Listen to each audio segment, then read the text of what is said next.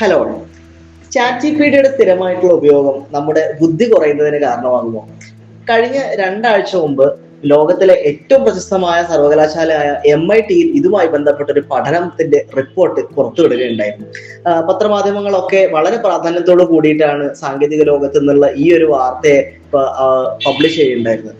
പലപ്പോഴും നമ്മൾക്കറിയാം, chat G P T പോലുള്ള ടൂളുകൾ നമ്മുടെ വർക്ക് എളുപ്പമാക്കുന്നതിനും പുതിയ പ്രോംപ്റ്റുകൾക്ക് അടിസ്ഥാനപ്പെടുത്തിയിട്ട് പുതിയ ജനറേറ്റീവ് AI കണ്ടന്റുകൾ ഉണ്ടാക്കുന്നതിനൊക്കെ വേണ്ടിയിട്ട് സ്ഥിരമായിട്ട് ഉപയോഗിക്കുന്ന ഒരു സംഗതിയാണ്.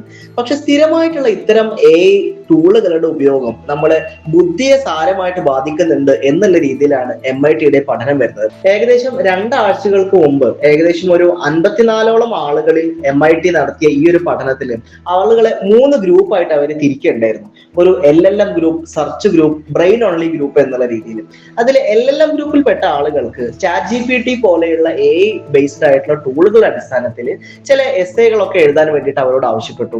അതുപോലെ സിമ്പിൾ സെർച്ച് ഗ്രൂപ്പിൽ ഗൂഗിൾ പോലുള്ള സെർച്ച് എഞ്ചിൻസ് ഉപയോഗിച്ച് ഇതേ കാര്യം ചെയ്യാൻ വേണ്ടിയിട്ട് അവരോട് ആവശ്യപ്പെട്ടു.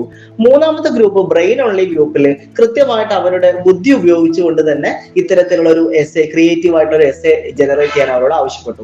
എന്നാൽ വളരെ അലാമിംഗ് ആയിട്ടൊരു പഠനം, പ്രത്യേകിച്ച് ഈ 3 വിഭാഗം ആളുകളിലെയും ബ്രെയിൻ ആക്ടിവിറ്റി കാര്യങ്ങളൊക്കെ EEG സിഗ്നൽസിന്റെ അടിസ്ഥാനത്തിൽ അവര് മോണിറ്റർ ചെയ്യുകയും അതിന്റെ ഭാഗമായിട്ട് അവർ മനസ്സിലാക്കിയത് സാധാരണഗതിയിൽ ചാറ്റ് ജി പി ടി പോലുള്ള ടൂളുകൾ ഉപയോഗിക്കുന്ന ആളുകളിലുള്ള കോഗ്നിറ്റീവ് പവർ എന്ന് പറയുന്നത് കമ്പാരിറ്റീവ്ലി വളരെ കുറവാണ് ആസ് കമ്പയർഡ് ടു ബ്രെയിൻ കൃത്യമായിട്ട് ഉപയോഗിക്കുന്ന ആളുകളുമായിട്ട് എന്നുള്ളതാണ്.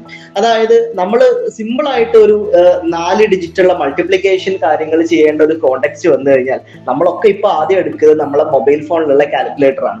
സിമിലർലി ബുദ്ധിപരമായിട്ട് നമ്മൾ ചെയ്യുന്ന കോഗ്നിറ്റീവ് ആയിട്ടുള്ള നമ്മളെ പല എബിലിറ്റീസും ഇപ്പൊ നമ്മൾ ചെയ്യാൻ വേണ്ടിയിട്ട് നോക്കുന്ന സമയത്ത് ആദ്യം നമ്മൾ ആലോചിക്കുന്നത് എങ്ങനെ നമുക്ക് ചാറ്റ് ജി പി ടിയിൽ കൃത്യമായ ഒരു പ്രോംപ്റ്റ് ഇതിന് വേണ്ടി കൊടുക്കാം എന്നുള്ളതാണ്.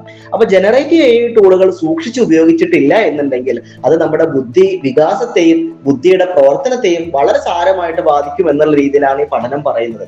ഇതുമായി ബന്ധപ്പെട്ട് ഒരുപാട് ചർച്ചകളും ഒരുപാട് ഡിബേറ്റുകളും ഒക്കെ സാങ്കേതിക ലോകത്ത് നടക്കുന്നുണ്ട്.